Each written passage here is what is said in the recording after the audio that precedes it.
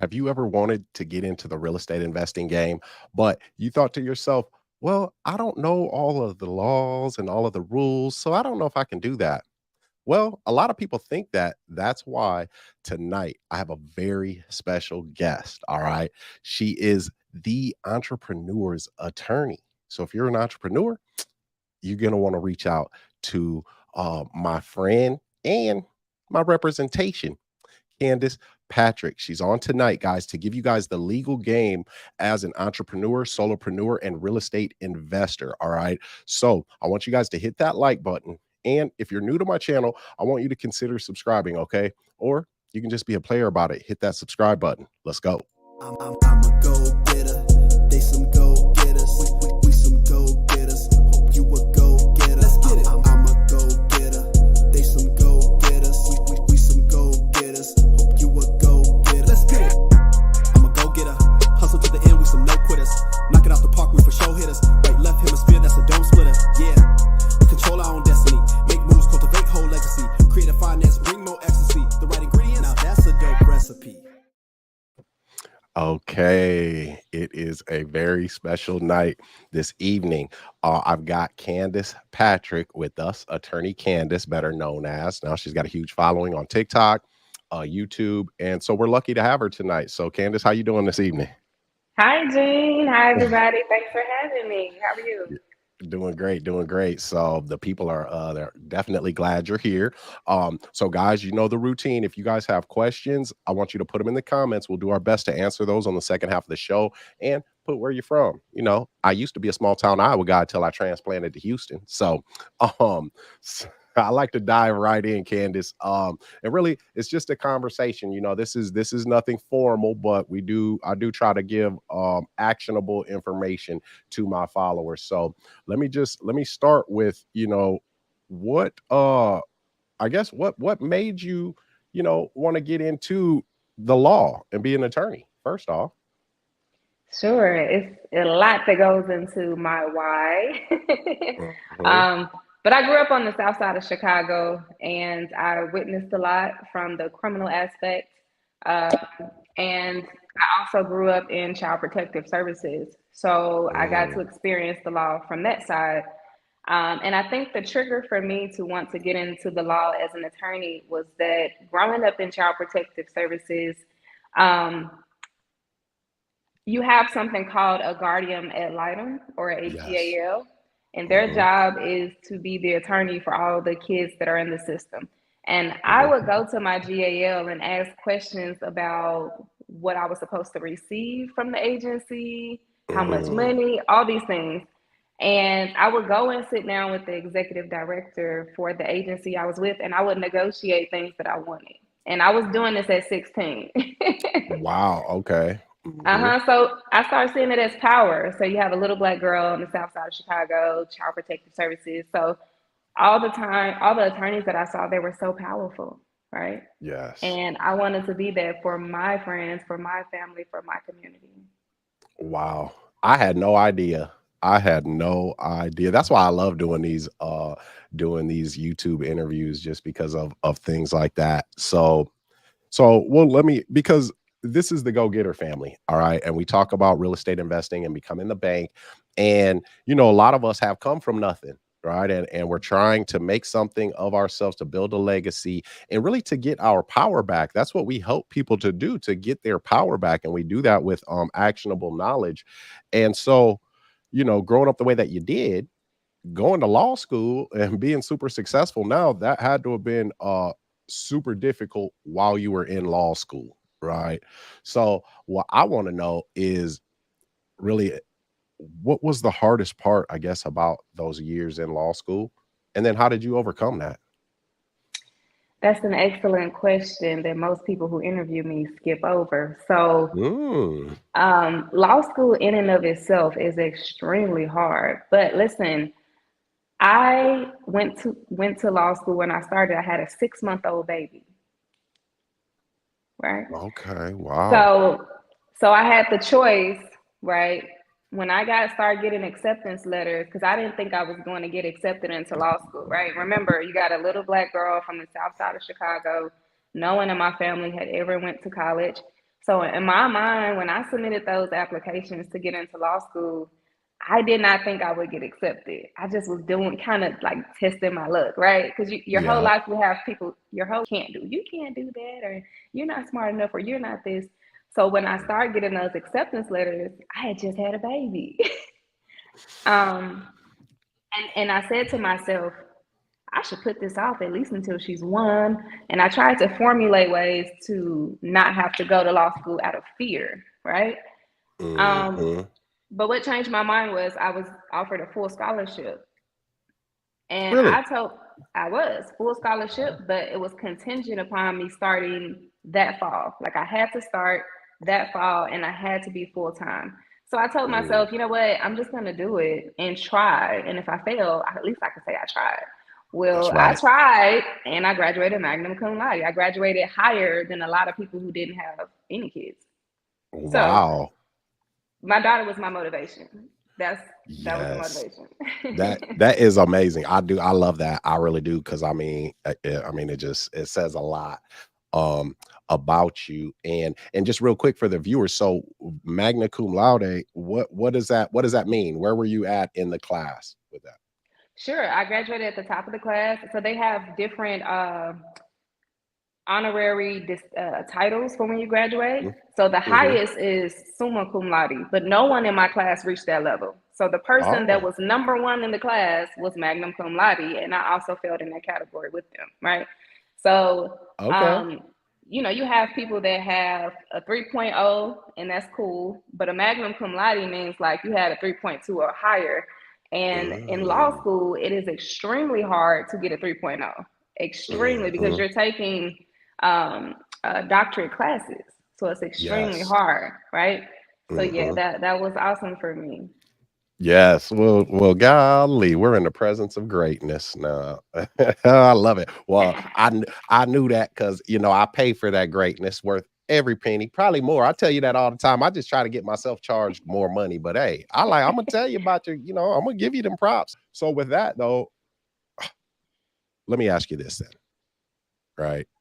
Because I mean, you started law school, you had a 6-month-old daughter. You're from a place where we are expected to fail. Hmm. Failing and not becoming anything is like, well, that's what we do. And but you rose above that, and then you did that through, you know not talking yourself out of it, because you almost tried to rationalize how you could talk yourself out of it, right? So give me just one piece of advice, for the viewers, that you would say, just to succeed in whatever that means for a person. Absolutely. There's so much I could say, but the number one thing I would say is once you create that goal or that idea that you want to manifest, Hmm. you have to tune out all of the noise. Okay. So a part of me almost not going to law school, it wasn't necessarily me, but it was people around me who were saying, you can't go to law school with the newborn. I mean, who's going to watch the baby? Like, it was people Hmm. around me. And once I got offered that full scholarship, that's when I just tuned everybody out. And you Yeah. have to do that in order to achieve greatness. Unless that person is pouring into you and motivating you, you have to completely ignore them. And I did that. Those people who didn't believe Mm. in me, I completely ignored them throughout my entire 3 years in law school. Mhm, mhm. Yes, I love it. I talk about that a lot. So, and for those that don't know, Candace said that, she's taking doctorate, level classes. So JD, right, is Juris Doctorate, right? So they just don't call attorneys doctors, but I know some doctors that are attorneys. So anyway, that's a great tip though, because this is successful people. The difference between successful and those who are not successful is successful people obsess over intention and ignore distraction. And people who are not successful focus on distractions while ignoring intention. So, and it's difficult to do that, because you do have those people who didn't go to law school, but they're going to tell you that you can't go to law school because you got a daughter. Well, You must have went to law school, so you know that, right? So I mean, it's like, the best way to stay poor is to take advice from poor people on how to get rich, right? Same thing. So, but let's dive into some legal questions. But again, they gonna love you at the Go Getter family. Lord have mercy. But I knew that already, so it's all good. But let me ask you real quick though, in your opinion, right? Because this channel is about real estate, right, and becoming the bank and real estate the right way. But again, taking our power back and getting some of this wealth back. So, in your opinion, what's the most important, I guess, legal aspect to consider when you're starting a real estate business, would you say? Sure, and those are one of those questions where again, there's so much to offer from a legal standpoint. But I'd say it is the liability protection, okay, and that is setting up either that corporation or that LLC to shield yourself individually from the debts and liabilities of the company. And I say that because a lot of times real estate investors are very good at acquiring properties and things like that, but they're not Hmm. very good at foreseeing legal issues. And when it Hmm. comes to real estate, it's so easy for someone to slip and fall and get hurt, or Yes. for there to be some type of mold infestation, and then you got your renters getting sick. It's so many different things that could happen. And Mhm. setting up an LLC, setting up that corporation, it's extremely cheap and it's super easy to do. So why not just Mm. be proactive? Have that set Yes. up and protect yourself and shield yourself, and then go even further and put that company in a trust so that you have even Mm. more protection. But that's your area. Yeah, now you The trust. speaking my language. I was like, yep, Yeah. got me excited. Okay, okay. I was gonna kind of roll into that too, like because a lot of my students they'll ask me, about setting up an LLC and when should I set it up, and in our process, anyhow, what we do is, we buy all of our properties in land trusts, and then we use a layering strategy with the trust, but there is a layer where you can add in an LLC. So, matter of fact, me and you just did some LLC work. So let me ask you this. When it comes to trust in real estate, what's your opinion on that? I guess it's kind of a broad question, but I absolutely love them. I think that any person or any family, because you can do family trust as well, mhm, um, where you're creating generational wealth, and we know real estate to be probably the biggest form of creating generational wealth, you definitely absolutely. want to utilize um, the trust, because it's only going to give you more protection, right? And you know this because you Mhm, specialize in trust, but it's only going to give you more protection, right? right. And it's only going to allow your heirs to have less headache when you pass away, right? Yes. Mhm, So it's one of those things where it's like, if you're serious about your money, then you would incorporate the trust, right? It goes hand in mhm, hand with setting up that LLC, setting up that absolutely. corporation, right? Absolutely. Absolutely. I love that answer. So guys, again, for those people that are just popping on, you know me, my name is Gene Boykin. I'm the founder of the Go Getter family. And this is attorney Candice. Okay. She is amazing. She's got an awesome TikTok page as well. If you want to know how I contacted her, or how I met Candice, it was actually on TikTok. Yes, I saw her on TikTok and I was like, well, she seems pretty interesting and I need a good attorney. So I'm gonna call her. You do some trademark work too, so that was our initial kind of discussion, trademark copyright stuff. But I want to rewind a little bit. I do because I just like to conversate with my people that come on here, and really for me in life, to get to a certain level of success, it's mindset first, right? Mindset, skill set, tool set. Mindset, skill set, tool set. So without that mindset, well, the skill set you get, it won't be as effective for you as it could be, right? And then the tool set definitely won't. So when you graduated law school, right? You had a baby, you had your daughter, she was 6 months old when you started, you graduated, magna cum laude, which is super, amazing. You went to a prestigious law school, if I'm correct, right? Northern Illinois University. Okay, okay. And so that said, how did you, I guess, feel when you graduated? And then was there like Was there like an "I told you so," or was it like a, or was it, yeah, or was it like my actions will be my "I told you so"? You know what I mean? Yeah, yeah. I've never been asked that question. Well, first and foremost, the feeling of graduating for me, it was almost surreal. It was like, wow, it's happening because from a very young age, everything about me embodied becoming an attorney. The way I dressed. So these type of dresses you see me wearing, I mean, I was wearing this at 22, right? Mhm, mhm, Um, the way I thought, I was analyzing legal issues even before I got in law school. Like everything about me encompassed the law. So to have that yes. moment to say that I did it, it just was an out of body experience. I never did the told you so to Mhm, anyone. mhm, I mhm, kind of just focused on my career and continuing to mhm, excel mhm, mhm. because for me, that was a waste of energy. I don't have to tell you so. You see. Yes, yes, right? My Right? actions speak for me. Mhm, mhm. And so the way I feel anyway, because when you're doing something different, right, than the people around you, than the environment that's around you, um, you're gonna be almost ostracized, because people, that's not the norm, right? And so, you got people that are like, "Oh, you think you're better than me because you buy houses," or just things like that, right?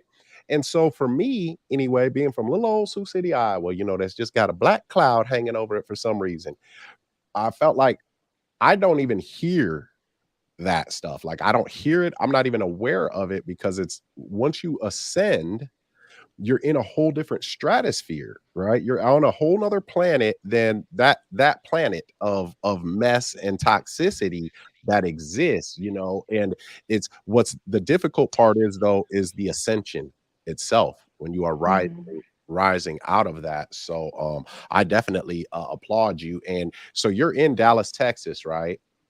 I am, and I wanted to say that I heard the negativity, but for me, it was like it brought the beast mode out of me. It was like, you know, Mhm. like going through undergrad, going through law school. I remember something someone told me when I was 11 years old, and I kept thinking to myself, like, I'm going to show you what I'm going to be, right? And it was Mhm. it was beast mode for me. So when I had those tough moments, because everyone has tough moments in school. Whatever it is you're trying to do, you're gonna have moments where you want to quit, right? Mhm. And I would just go Mhm. in beast mode, like my beast mode, whatever it is. If I have to read this book a million times until I get it, if I have to write out the law a million times, it was just beast mode. And so Yes. I alchemized the negative Mhm. energy, and it was a positive Mm. for me. Yes. Okay. So yeah, you alchemized it. So like that negative energy then became a potion of sorts that propelled you to do better, to do more, and to succeed. And you had a purpose, right? And when you have a purpose, a true purpose that really changes you, right? It brings out a different animal of sorts. Well, your purpose, it'll always pull you stronger and harder than those distractions and those moments, because it's the day to day that really knocks us off of our path. But when our purpose, when we have that purpose, we can look forward to tomorrow, to next week, to next month, to next year.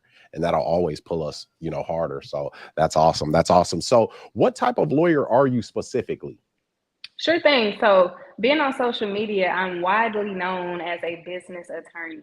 Okay, so that's how Mm, I got my fame, giving business owners advice, representing a lot of different business owners in the DFW. mhm, But now my firm has expanded, and so we do mhm, take on some other areas of the law. So, working with people who need divorces and also personal injury. And mhm, in expanding in those areas, it has allowed us to give more assistance to our business clients, right? Because business mhm, owners face lawsuits as well for people mhm, slipping and falling on their property or in their business. And so it kind of has all gone full circle for us. mhm, mhm. Okay, okay. So I know I came in, I needed some business help with some copyright and trademark stuff for the Go Getter family. And then, we're talking about real estate a little bit and kind of what my plans are in Texas, because I'm going to be in Houston soon, as will you. So for a few days anyway.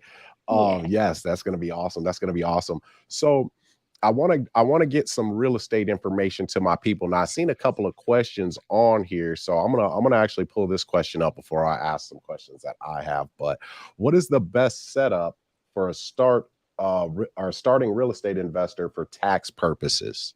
That's a Mhm. good question. It is a good question, and I get this question a lot. So, Mm, what I suggest for you is you can do either an LLC or corporation, but the mhm. tax part is going to be when you file your EIN, right? So you want Oh, to elect an S corp tax um, status, if you will, right? So when you go and apply for your EIN, don't ignore that because they will show you how you can change your tax status. Okay. mm, So that is one of the best ways that I've seen people really save money is the S Corp election, right?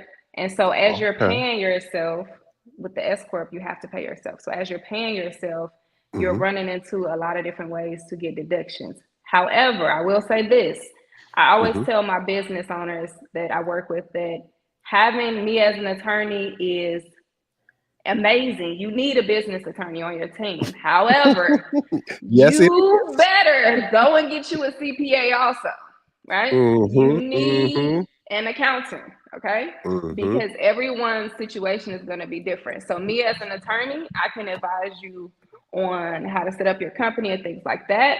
But you always want to have a CPA hand in hand with me because those are the people that are really the nerds when it comes to taxes specifically, right? Yes, yes. I actually have to connect you with my CPA. I know I'm in safe hands when I got two powerful black women that are professionals that are my CPA and my attorney. I'm just like walking around just on the Yeah. clouds. Yeah, that's right. So I'm gonna have to connect y'all. I'm trying to actually get her down there in August, so in Houston, but we'll see what happens. Oh, that So would be awesome if that could happen. yes. Okay. All right. All right. I'm gonna see what I can do. Now I like to see you smile. Now I like to see you smile. I like to make you happy. So because I know I bring enough stress for you with who I am, what I do. So that was a great answer on that. Let me get to one of my questions here. Okay. Let me ask you this. Now Texas is a great state for like owner financing and deeds of trust, right? So with an owner financing deal, and for those of you that don't know, owner financing is when a house is owned outright, and so there is no debt on it, there's no mortgage on it, and what we do is we turn the seller into our bank. So we make payments to them, and they give us a mortgage on that, on the property as security. So, what advice, I guess, would you say to help a person that's considering like owner financing deals and subject to deals? Ooh, that's a great question. So they're two separate things. So Hmm. the owner financing, it's a pretty simple process, but Hmm.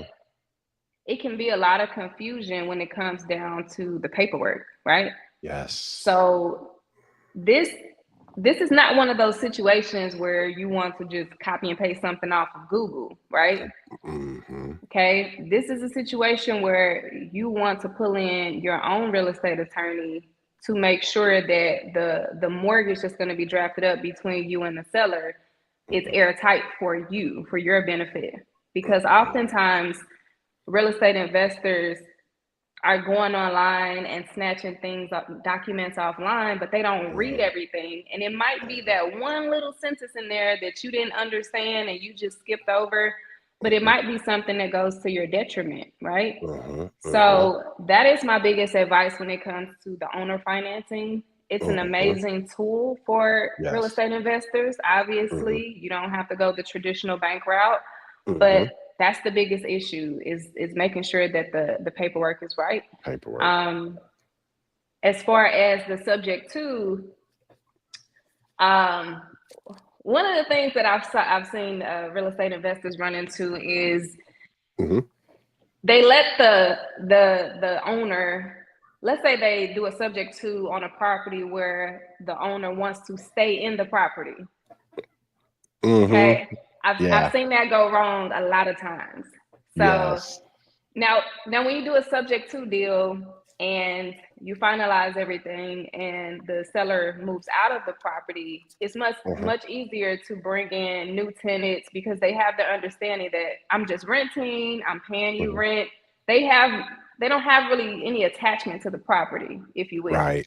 Yep. But when you do a subject to deal and you allow the original homeowner to stay there, I've Mm-hmm. seen issues where that original owner turns, changes their mind months later and try to say, well, I don't want to do this anymore. Well, I want my house back.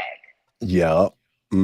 And Mm-hmm. so even though, with the subject to deal, as long as your paperwork is airtight, it's nothing that Mm-hmm. homeowner can do, but then it still creates issues for you, right? Right. Mm-hmm. So I would suggest, when people are doing those subject to deals, Mm-hmm. obviously if you get a good deal and it's a situation where the owner wants to stay, Mm-hmm. take advantage of that. But Mm-hmm. typically you want to deal where the owner is moving out so you don't have Yes. that emotional battle with that person. Mm-hmm. Mm-hmm. That is a great answer. Oh my God. We're gonna do well in Texas. Yes, we're gonna do well in Texas. That's a great answer because Good. my people, my students, I never recommend a lease back or anything of that nature, especially on a subject to, and especially if it was a distressed seller, a financially distressed seller, because we don't have, I mean, they're keeping possession of that property because they're in it. We may get the deed transferred to us or to our trust or whatever, but them being in that property is going to be a problem if they up and just change their mind, right? So here's a little nugget for my people, since y'all are on here supporting, and I see some of y'all on here. Y'all better hit that like button now. Better be about 87 likes on this thing. Look at Dr. McLeod on here. What's up, Joe? We got Alabama, we got Florida, we got California, we got all over the place. Um, so this is just for the viewers, a little tip. Now, when you're talking to somebody and you want to buy their house subject to, and it's a foreclosure or distress situation, and they say, they want to keep their house, right? This is all I say to them is like, and we're going to do everything that we can to help you to do that. But let's just say for a second that that's not possible. What's your alternative solution? Boom. Now you get their mind moving to thinking about what can I do then? If I can't keep this house, what am I going to do? So we're just getting them at least started on that path. And if we can't give them information that's going to help them to keep that house, well, we got an alternative solution now. And we can take that path. So you're planting seeds along the way too, guys, in this whole scenario, man. Look at that. We got Georgia, Connecticut. Okay. So Candace, yeah, I didn't, I love that. It seems like you're familiar, with subject to and owner financing and being the entrepreneur's attorney. I'm impressed. I am very impressed right now. Well, So thank you. yes, no problem, no problem. Let me ask you this though. Paperwork is one of our things. Like they call me Iron Pen. Okay, and I don't give myself nicknames now. They give them to me. We So, might have to trademark that. oh yes, ma'am. Yes, this is why. Yes, you're my attorney. You're right. So with that said, now from a legal perspective, what should an investor consider before entering into a purchase agreement to purchase real estate, would you say? Yeah, so the main thing is you want to make sure you have a viable piece of property. And what I mean is there something major in there? Is there some type of environmental issue with the property? Is it going to be a situation where, somebody's going to come in and get hurt? In Texas, there's a lot of oil and gas, right? Mhm, mhm, And sometimes properties are contaminated. Okay. mm. But that's not something that most investors think about. Most investors are looking at, like the structural aspect of the property, you Right. know? Yep. Mhm, But I've seen quite a few times that can be a huge issue. And so I mhm, think that you have to take that into consideration, especially in a state like Texas, where oil and gas is really big, particularly in Houston. Houston is even bigger in oil and gas than Dallas. A lot of the land mhm. can be contaminated in some way, and you don't know, unless you're familiar with being able to assess property for contamination, or you have Right. somebody come out and take a look, right? So that's one thing. Mm, The other yes. the other thing that I think is really big is having the property evaluated for any type of adverse possession when it comes to the boundary lines, Okay. right? You got Mm-hmm. excited, so there's something you might have Mm-hmm. wanted to ask about. Yeah, so a lot of times the boundary lines, one of the neighbor might have been using this section right here that didn't legally belong to them for 20 years, right? Mm-hmm. And the seller never had an issue with it. So you Mm-hmm. have to make sure that when you are bringing people in to evaluate, they are able Mm-hmm. to assess things that are open and obvious based on the boundary lines, what's supposed to be yours. You want to Mm-hmm. know that before you go into a deal, right? I'm supposed Mm-hmm. to own this amount of square footage, but technically my neighbor owns this portion due to adverse possession, right? You want to Oh know my those goodness. things. That is a jewel right there. Y'all don't even know what Candace just gave you and me. Yeah, that was one for me. Thank you. Wow. Yeah. Yes. No, we just bought a property in Citrus Springs, Florida, and the neighbors really kind of high strung, we'll say. And so the survey and the boundary lines, the property lines and things like that could be an issue. So that is really a good tip. um and so with that though, can you just break down adverse possession a little bit, what that means? Sure. Sure. Mhm. So in most states, there's a rule about adverse possession, and it just means that if a person has been utilizing the land for X amount of years, each state has different requirements, right? So let's say Mhm. Texas, let's say it's, you know, 20 years, right? If a person has Mhm. been utilizing that property open and obvious, meaning they're doing things that a reasonable person would have observed, right? Right. Um, so let's say your neighbor builds a fence. So that's Mhm. something you should have saw on your property. That's open and obvious. You can see a Mhm. fence, and they've been using it however long the statute says they have to use it. Then Mhm. under the law, they begin to own that portion of the land, even though Mhm. it's legally supposed to be yours. But because you did not put a stop to them using it, Yep. the law Mhm. basically transfers the land to them. Now that's a simple version. So it's it's Yes. it's really important to pay attention. A lot of real estate investors buy properties throughout the world. And so obviously they're not there to physically see everything all the time. But if you're gonna Mhm. do that, you want to make sure you have a strong team of people in that particular city to check up on Mhm. the property to make Oh, yep. sure that no, Periodically. exactly. Wow. Yeah, that's a great tip. That's a great tip. My mind is like going everywhere now. Oh my goodness. I had a question and then something else popped up. I was like, oh my God. So we could talk all night now. Now, luckily I gotta be somewhere or I'd be holding you all night. You'd be like, all right, now, Gene, I gotta go now. I'm gonna have to start charging you now. What's your retainer again? What's that balance? I'm just playing. So yes, this is great. This is great. I'm gonna take a question. Well, let me just I want to get the follow-up for this. This is Anuket. She's one of my inner circle members. She's out of Florida as well. And then we'll get some more of the questions here from the viewers. But so how do you handle that situation? If there is that adverse possession that a neighbor has acquired, what would you do? Yeah, so then that would be a strong part of your negotiations. So if you go Mm, into the situation thinking you're supposed to get 20 acres of land, but the next door neighbor Bob has, basically acquired an acre of the land, then you shouldn't be paying for 20 acres of land. That should significantly decrease how much you're going to pay or whatever. So that allows mhm. you room to negotiate with the seller. But Okay. see, the seller might not make you aware of that. So you have to do the due diligence, Due right? diligence. And once you find out, then you can say, hey man, it's really not 20 acres, it's more 19 because Bob next door, So at Yep. that point, you can negotiate a lower price, or maybe Hmm. the seller can get Bob to be nice and legally transfer over that 1 acre that they acquired via adverse possession. But Okay. typically, Hmm. people are Hmm. not nice. and Right. they don't want to transfer anything back. Especially, yeah, when it comes to real estate. I mean, it's real estate, you know what I mean? So it's like hard to come by, and they ain't really making too much more of it, not land anyway. What they're trying to, but that's a whole nother situation. Um, wow, this is guys, this is why having an attorney on your team is crucial. Crucial. And I'm gonna say this, and I'm gonna say it loud. Don't skimp. Don't be acting cheap now.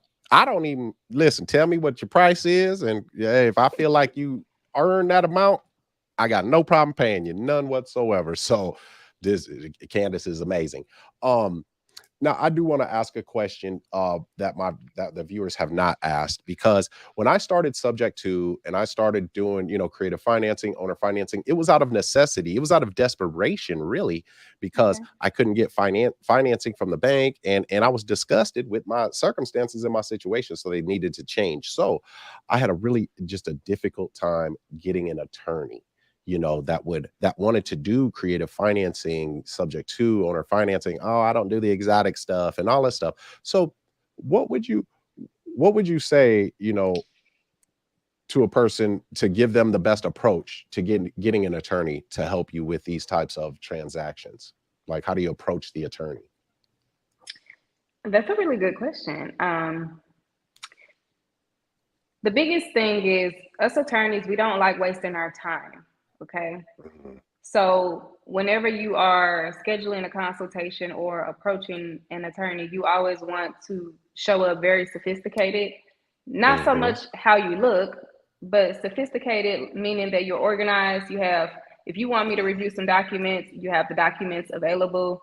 If you are needing help with something, you can clearly articulate to me what your issue is. Mhm. And if I tell you my price, then you pay my price. That's If right. you start trying to negotiate with me, I feel like you're a headache now. Now I'm like, I don't even want to do that anyway. So sorry, I can't help you, right? So Yep. that's what I Mhm. when I mean when I say be sophisticated, because Mhm. we don't like wasting our time. And let's say maybe you can't afford to have the attorney draft the documents because, like you said, when you're starting out, sometimes money is a little shaky. But Mhm.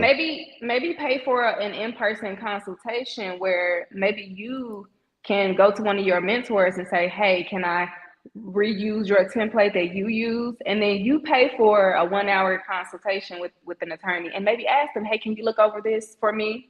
Is it anything Mm. that I should change? I like it. Yeah, and a lot of Yeah. attorneys will consult with you and Mhm. and give you that advice. But the key is you have to take yourself serious in order for me to take you serious, because Yep. it's a lot of clients I turn down just because I feel like you're about to waste my time. Right. Yes. That's our most Yeah. valuable asset, right? I mean, this is why we're here tonight. This is why we do what we do, so that we can buy our time back or leverage other people's time in order to get our time. So, amazing answer. Amazing answer. As usual. I mean, I expected nothing less. So, I'm going to take another question or two.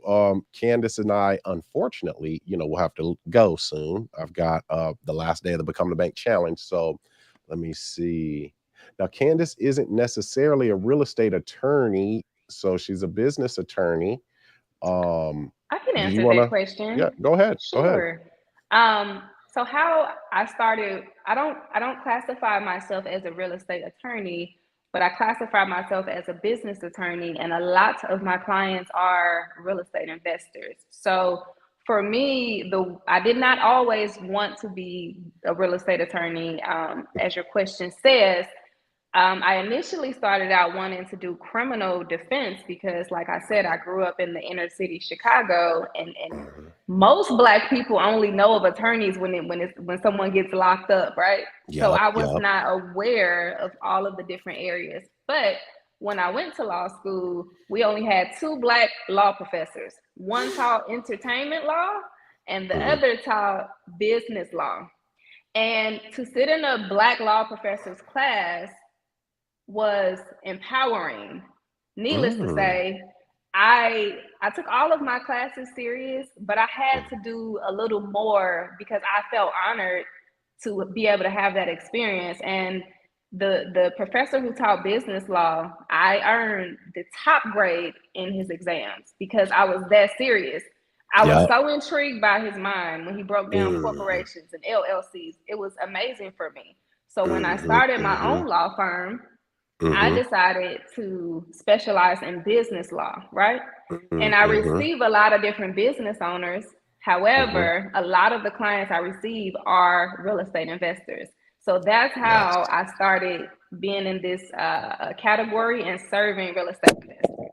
And Nice. Mm-hmm. pretty soon, my office has been considering only working with real estate investors, but we have not finalized that decision.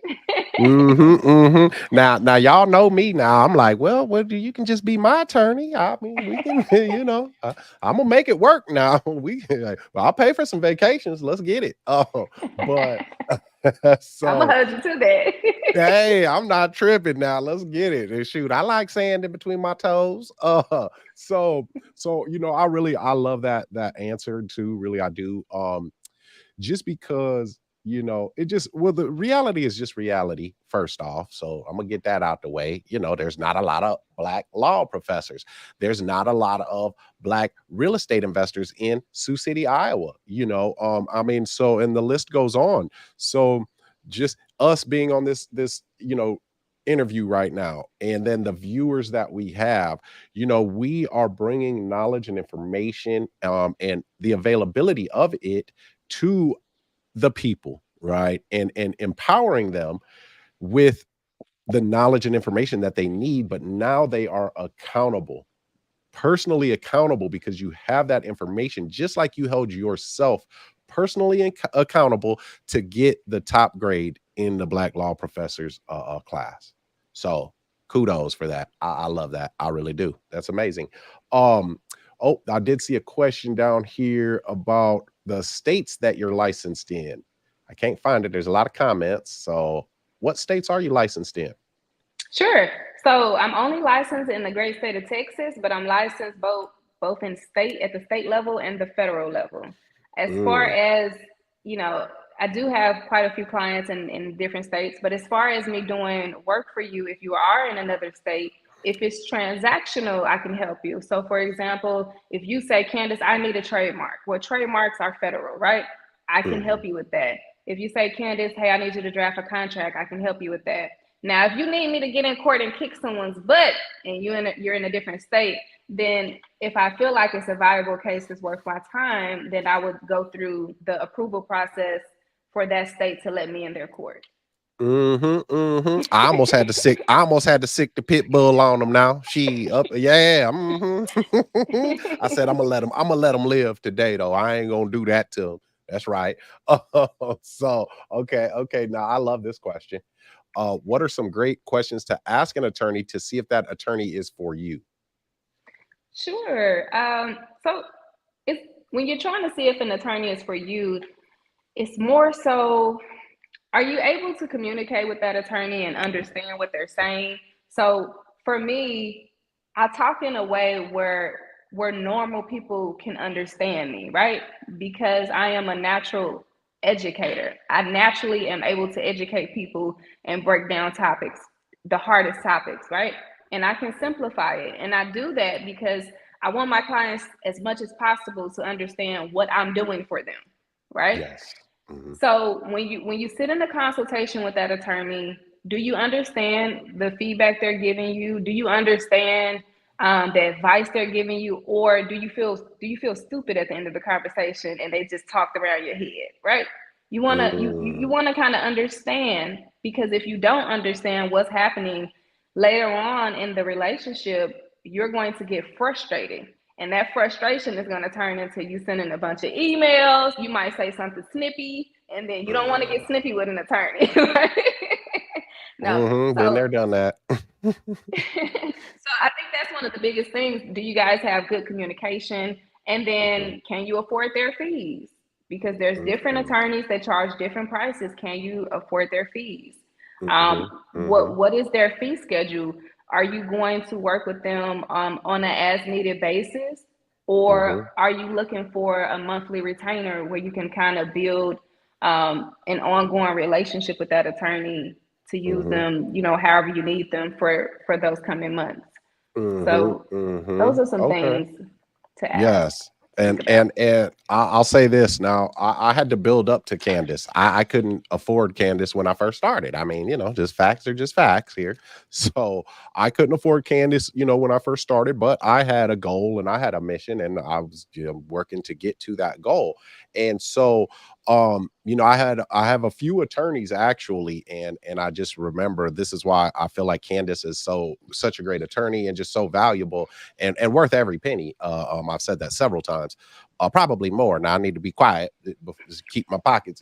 Anyway, um, so there was a situation though where I had some things happening, and Candace was not representing me in that area, but I felt I needed some more enlightenment. Right. I needed to be illuminated on this situation, and I wasn't receiving that.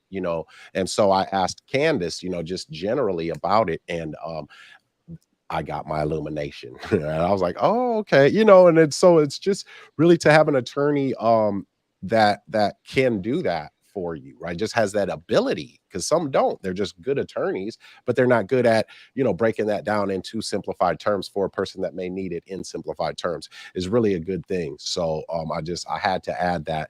Now, before we get into this, I gotta get this question for you here, because you did touch on this earlier, but um Gene deals in trust, not LLCs. Do you suggest that his students do as well? So I wanna clarify this a little bit, because Candace and I just did some LLC work now. So there's that part. But I do you recommend LLCs for real estate or trusts for real estate? So I recommend both. So you probably heard this plenty of times, but you can create the legal entity first, the Hmm. LLC, right? And then you Yeah. can put Hmm. that LLC in a trust. Okay. Yes. So that's Hmm. giving you Hmm. even more protection. And then, Hmm. um, yeah, so that's the Yeah. way I recommend it. I want to Bulletproof. reread the question to make sure I answered it Uh-huh. thoroughly. Uh-huh. But yeah, Yep. that's Yep. that's what I think. Okay. Yep. I mean, I would agree with that. I would absolutely agree with that. Especially just yeah, I would agree. I ain't even we ain't even got to dive all into it, because Candace, so and you have an ebook, right? About LLCs? I do. I have an ebook that breaks down how to set up the LLC, how to draft the operating agreement, because most people don't have the operating agreement, right? Mm-hmm. Mm-hmm. How to go about picking your name for the company, all that great stuff. Really? Okay. Okay. We're gonna have to talk about that. We got to talk about that. So, Candace, however, I have been blessed enough to have the ability to talk Candace into persuade Candace to come to our August 25th through 27th How to Break the Real Estate Money Code event in Houston, Texas. And so, Candace, you're going to be there. You're going to actually be giving a presentation and doing some Q&A time, and then also on our panel of professionals. So can you just tell the people a little bit kind of about what you'll be talking about August 25th through 27th in Houston? Sure thing. And I'm so excited to be there. Um, some of the things that I'm going to talk about are going to go a little deeper into the legal entities and Mhm. setting those things up. We're going to also talk Mhm. about more about the adverse possession and other different laws that significantly impact real estate investors. So, some of the Yes. fair housing laws that a lot of real estate investors overlook or don't pay attention to, just kind of some of the Mm. pitfalls to avoid, the legal pitfalls to avoid and watch out for. And then at the end of that, I'll just take some questions and give you guys some good juju and smile and Yes. all that great stuff. You're welcome. Yeah. Oh, they love you. They love you in them comments now. So yes, Candace. Candace, it was a great addition. I felt to have Candace at the How to Break the Real Estate Money Code event, because that is exactly what we're doing. We are breaking the real estate money code, and we are getting our power back. And this is the thing now. Um, when you get the wealth, well, you got to keep it now. You got to keep the wealth. And so that's what we're doing that entire weekend. And so I'm going to talk to Candace a little bit, and I'm going to see about that ebook and the attendees of the How to Break the Real Estate Money Code event, about getting that sprinkled in somewhere for y'all, because I want to I want to get Candace's phone blowing up so y'all can see that you can't afford her yet and you need to listen in class and buy a few more houses. Yeah. Yeah, buy you a few more houses, then you'll be able to. So Candace, I really do appreciate you coming on tonight. It has been amazing, and we're definitely gonna have to do this again, because I got a lot more talking to do. And guess what, y'all? I didn't have to pay for this hour. Nope. Yeah, y'all Well, paid thanks for it for having me. me, Gene. Thanks so much Yeah, for having me. yeah, And I look forward to the 25th. yes, absolutely, guys. So on the 25th, listen, if you want to understand how to do real estate the right way, right? If you want to change the outcome of how that bank account looks when you go to the ATM and check that balance, if you want to change the outcome of how you go on vacation now, y'all, I mean, think about it. You go on vacation and you sitting there thinking about how much money you're spending on vacation because of the bills that you got when you get back. That ain't vacation. All right. The first thing that we need to do is we got to start changing ourselves first, right? And in changing yourself, you need to be a great observer of the winners and of the losers. All right. So what I'm doing is bringing y'all to Houston so that you can observe the winners and get some game from the winners now, because the people, Candace, y'all see she high level. Jamel's gonna be there. So guys, I'll be with Candace on some of the other platforms through in this upcoming week, so that you guys, if you want to show up again, either on Candace's TikTok or Instagram or mine, then you'll be able to do that. And also, Candace, how can the people see you, right? Where should they look for Candace at? Sure. So my TikTok is Attorney Candace. And then my Instagram is also Attorney Candace. And my YouTube is the same, Attorney Candace. As far as contacting my firm, you can contact us at 844-480-0480. There you go. There you go. Okay, so guys, I'll actually get Candace's social media links and I will put them in the description of this video. Okay, so that way you'll be able to check her out, and if you build up to her, or if you're at the level where you can where Candace could help you, then you can see about getting that done. Now, for my go-getter family members, your boy Gene's gonna do something for you now. So me and Candace gonna talk just a little bit. We're gonna talk a little bit. So Candace, again, thank you so much. You've been absolutely amazing. And I appreciate you as an attorney. And I said earlier too, I do need to make a distinction here, that I almost, set the pit bull on somebody asses up here in Iowa. Well, I mean that as the highest compliment that I could give a person. So yes, I just want to let you know. And I see that lion in the background. So I'll let you roar. You know what I mean? That's right. So thank you, Candace, and I'll be talking to you soon. For those of you that are popping in, if you feel like I brought you some value, Candace and I brought you some value, again, hit that like button. And if you're new to the channel, go ahead and hit that subscribe. All right, get this out there. Y'all know what it is. Till next time, let's get to it, y'all. I'm a go-getter. They some go-getters. We some go-getters. Hope you a go-getter. Let's get it. I'm a go-getter. They some go-getters. We some go-getters. Hope you a go-getter. Let's get it. I'm a go-getter. Hustle to the end. We some no-quitters. Knock it out the park. We for show hitters. Right, left hemisphere.